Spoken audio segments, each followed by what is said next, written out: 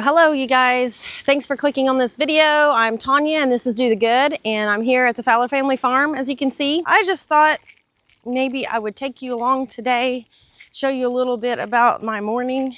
Got our little Fowler family farm sign there, you guys. Go check Mike out at our farm channel, Fowler Family Farm on YouTube. He's got some videos up if you want to know a little bit about us. Also, we have a YouTube called Cruise Control, and it's at the Cruise Control, and it's all about cruising. That is our passion. That's what we like to do when we're not here on the farm living. This is Do the Good. It's all about Jesus Christ. This morning I was having a little bit of a dilemma. You know, the online community is being inundated with fear and trembling, and there's not much encouragement out there right now, and that's what I really want to talk about today. I'm just letting the goats out here and just letting them free range for a little while. Goaty goats! You guys, this is Silas. This is our livestock guard dog. He is a big boy, as you can see. I'll turn it around and let you guys look at him. Silas! Silas! Hey, buddy. So he is the shepherd. He's the shepherd of our goat flock here. We had 40 goats and we've pared down to just 10. That first one leading the way is Ginger. See if I can get around here in front of her. She's heading off to go forage, so she might, she's on a mission. Hi, Ginger. This is my son's goats, these two little black ones, and this brown one right here. That one right there is Coconut. Coconut's mama's name was Samoa. So this is Sam. She's named after her grandma. That's Kara. And over there's Megan. If you guys follow the Fowler Family Farm channel, you'll know that we had a buck named Megatron.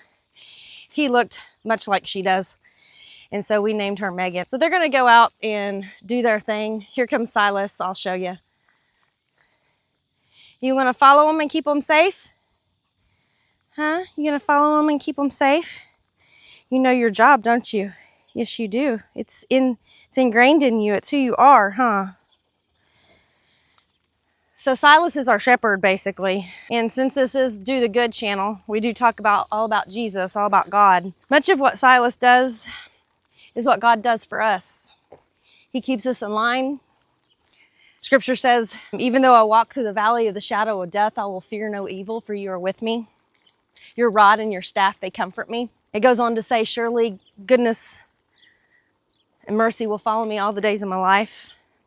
Psalms 23 point to the goodness of God, his sovereignty. And with all the fear going on, hold on guys, I'm gonna have to holler at Mia. She's chasing the goat. This one is not a shepherd, she's a puppy. She loves to chase the goats and then she gets in trouble. Come on, go home, go home. She's about a year old, you guys. She just got fixed last month and she is a mess. She's just a puppy. She loves to chase the goats and go get in the pond and just get into puppy things. Y'all come with me and you can help me put her up into the house. At my homemade Starbucks, because it's not $8 a cup.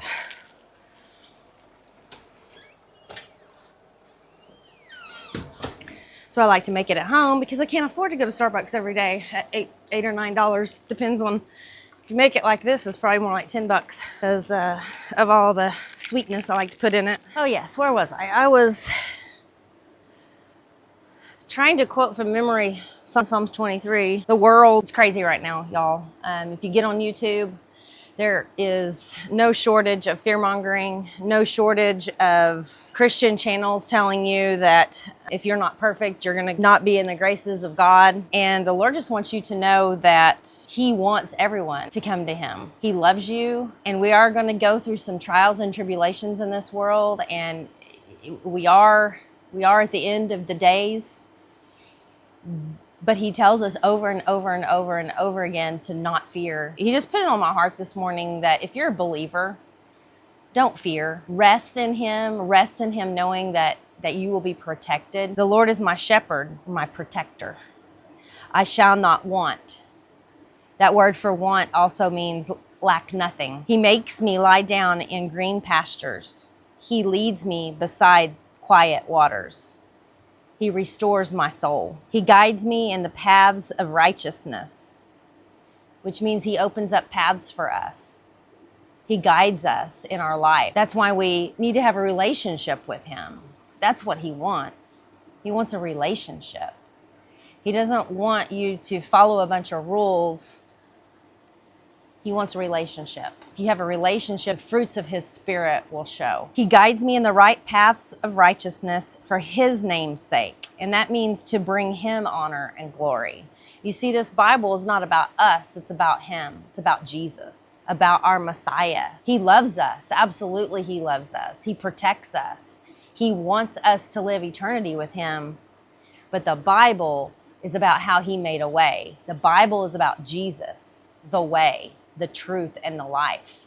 And no one comes to the Father except through him. And that's what it's about. That's what the Bible's about. There's great things in here about how we should live our life and how it would be easier if we followed some of these things. But it's really all about Jesus. And in God's sovereignty, he made a way if we choose him to live with him in eternity. Psalms 23:4 says, even though I walk through the valley of the shadow of death, I fear no evil, for you are with me. Your rod and your staff, they comfort me. So I don't know if anyone know about the rod and the staff in shepherding. The staff is the tall, crooked thing that he carries around. And the staff is used to reach out with the hook and grab the sheep when they go astray. If you just get that in your mind, that's what the Lord is for us. He kind of grabs that hook when we get out of line. If we get too far off the path of righteousness, he just kind of guides us back into it very gently, right? Also, he has a rod here. And the rod in shepherding is if you had a particularly crazy goat, kind of like we do. Our goat's name is Jumper, and she loves to get out of wherever she's at. She's an escape artist.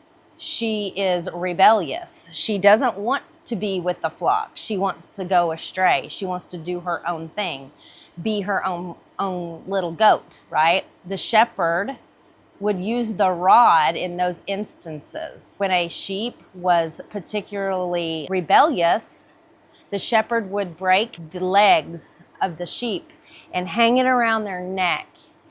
And during that 6 or 12 weeks of healing, or however long it takes a sheep, depending on how old they are, to heal, that sheep was always at earshot from the shepherd. That sheep would bonded to that shepherd.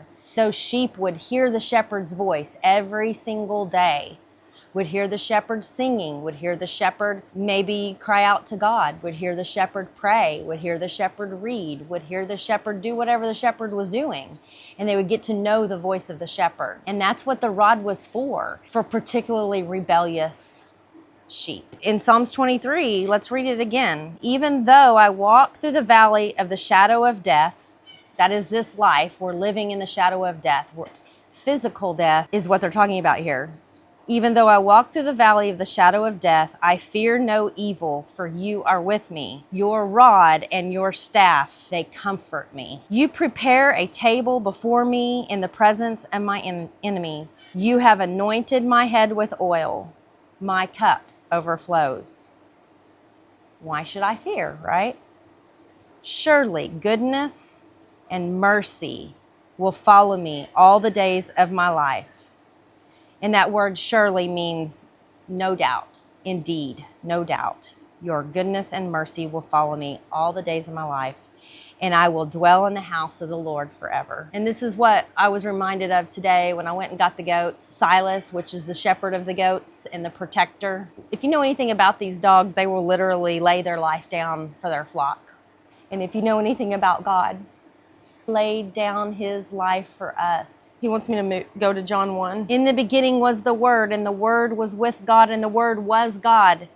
And in 14, and the Word became flesh and dwelt among us. And we saw his glory, glory as of the only begotten from the Father, full of grace and truth, so that we won't perish, but have everlasting life in him.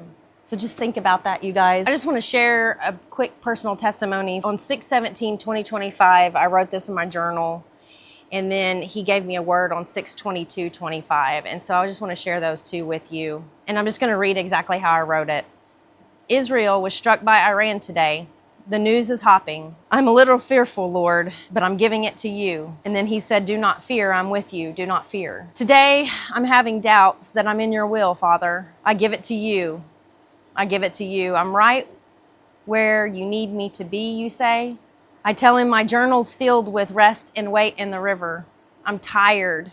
I'm having a hard time staying up late anymore. I'm asleep by 9 and up by 7, but I wake up at 12, at 3, at 4. Is this you, Lord? Do you want me to get up and spend time with you? My family is so active right now. I have so many things going on.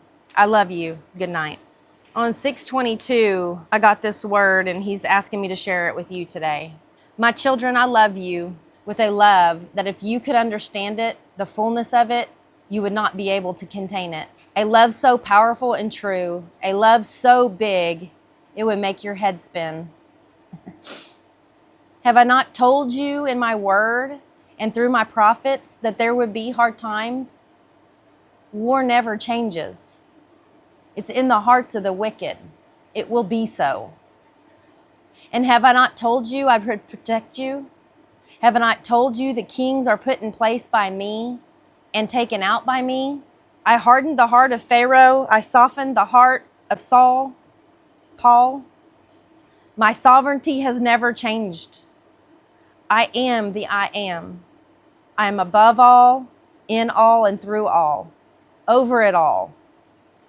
My will be done on earth as it is in heaven. And I love you, my children. I love you.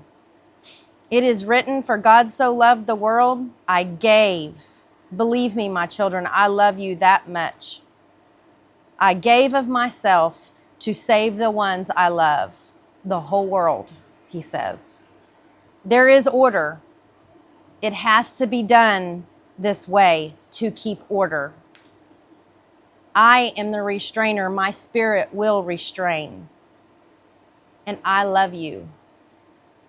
Abide in me, and I will abide in you.